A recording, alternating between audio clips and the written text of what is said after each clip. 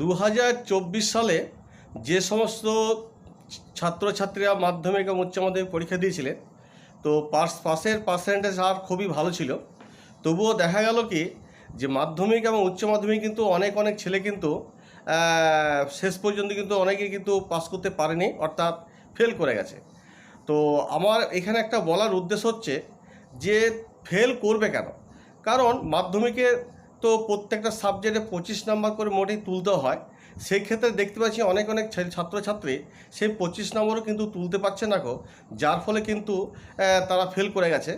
আবার উচ্চ মাধ্যমিক ক্ষেত্রে কিন্তু একটা সাবজেক্টে 30 নম্বর তুলতে হয়, সেখানে প্রজেক্ট এবং রিটিন পরীক্ষা নিয়ে 30 নম্বর একটা সাবজেক্টে তুলতে হয়। সেখানেও কিন্তু দেখা যাচ্ছে অনেক ছাত্রছাত্রী কিন্তু ফেল করেছে। প্রায় 1 লক্ষর কাছাকাছি মাধ্যমিকে বলো বা উচ্চ মাধ্যমিকে বলো এরকম ফেল করছে। তো ব্যাপারটা হচ্ছে, যদি প্রত্যেকটা ছাত্রছাত্রীকে যে আগামী বছর যারা মাধ্যমিক এবং উচ্চ মাধ্যমিকে পরীক্ষা দেবে, তোমাদের উদ্দেশ্যে বলবো তোমরা কিন্তু ভালো করে প্রথম থেকে মন দিয়ে ভালো করে পড়ো। পাঠ্য বই কিন্তু খুঁটিয়ে নাটিয়ে ভালো করে পড়বে, প্রত্যেকটা লেসন কিন্তু ভালো করে মন দিয়ে পড়ো। দেখবে পাঠ্য বই যদি তোমাদের ঠিকমতো যদি পড়া থাকে, তাহলে কিন্তু তোমাদের কিন্তু কোশ্চেনের যে অ্যান্সারগুলো সেগুলো লিখতে কিন্তু কোনো অসুবিধা হবে না গো। কারণ এমসিকিউ এবং এসএকিউ যদি অনেকে যদি ঠিকমতো যদি করে নিতে পারো, এইখানেই কিন্তু পাস মার্ক কিন্তু উঠে যায়।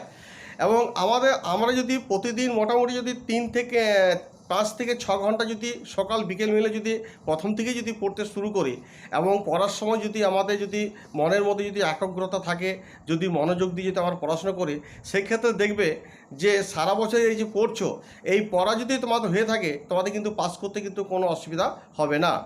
আর যারা ধরো বেশি খাটে, 10 ঘন্টা 12 ঘন্টা করে খাটে এবং মনোযোগ দিয়ে পড়ে, তাদের তো রেজাল্ট তো খুবই ভালো হয়।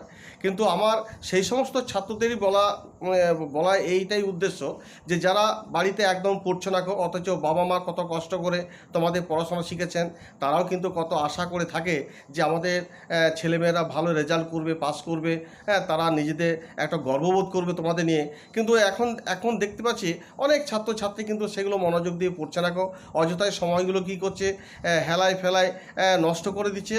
তো তোমাদেরকে বলবো একটুকু হলেও মনোযোগ দিয়ে পড়ো, দেখো তোমাদের পাস করার ক্ষেত্রে কোনো অসুবিধা হবে না গো। কারণ সেই পরীক্ষা দেওয়ার পর শেষে তোমরা আবার চিন্তা করবে যে পাস করতে পারবো কি পারবো না, গ্রেস নাম্বার দেওয়া হবে কি হবে না, এই চিন্তাভাবনা যেন তোমাদের ক্ষেত্রে যেন না থাকে। যেটা বিগত বছরে অনেক ছেলেমেয়েকেই দেখছি যে পরীক্ষা দেওয়ার পরে কিন্তু মাধ্যমিক এবং উচ্চ মাধ্যমিক ক্যান্ডিডেট সবাইকে দেখছি যে পাস নিয়ে চিন্তা করছে যে আমাদের গ্রেস নাম্বার দেওয়া হবে কি হবে না। তারপর ধরো পাসের যখন রেজাল্ট বেরিয়ে গেলো, অনেকে ফেল করে গেলো, তারপর আবার দেখা যায় কি অনেকে পিপিএস করে যে তারা বেশি নাম্বার একটু যদি পায়, খাতাগুলো যাচাই করতে চায় যে নাম্বার বাড়ছে না বাড়েনি, এইরকম কন্ডিশন চলে আসে আর কি। তো আমি বলবো এইগুলো যে পিপিআর করতে হবে, পিপিএস করতে হবে, বা আমাদের গ্রেস নাম্বার দিতে হবে, এরকম চিন্তা ভাবনা কিন্তু তোমার কিন্তু এখন থেকে ছেড়ে দাও। অতএব মনোযোগ দিয়ে পড়ো, দেখবে যদি মনোযোগ দিয়ে তোমরা যদি পড়ো, তোমাদের প্রত্যেকটা সাবজেক্টই কিন্তু ভালো রেজাল্ট হবে। এবং তোমরা যে আশাটা করবে যে আমি এই নাম্বার পাবো, পরীক্ষাতে ফাইনালে দেখবে তার থেকেও কিন্তু অনেক বেশি নাম্বার পাচ্ছ। আমার এই বলে আমি আমার ভিডিওটি শেষ করব।